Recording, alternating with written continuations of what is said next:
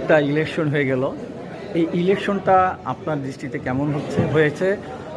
এত প্রতিবন্ধকতার মাঝেও যে ভোট হয়েছে সুষ্ঠুভাবে, শান্তিভাবে, এই জিনিসটা আপনার দৃষ্টিতে কেমন?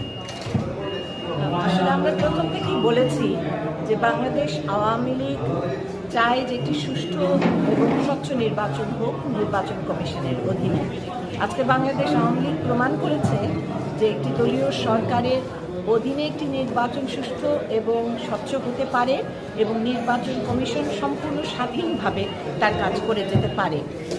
এবং আপনারা জানেন যে এতগুলো ভোট কেন্দ্র, ৪১,০০০-এরও বেশি, ৪২,০০০-এর কাছাকাছি, তো এতগুলো ভোট কেন্দ্রের মধ্যে মোটামুটি সবগুলো ভোট কেন্দ্রেই শান্তিপূর্ণভাবে ভোট দিতে পেরেছে মানুষ।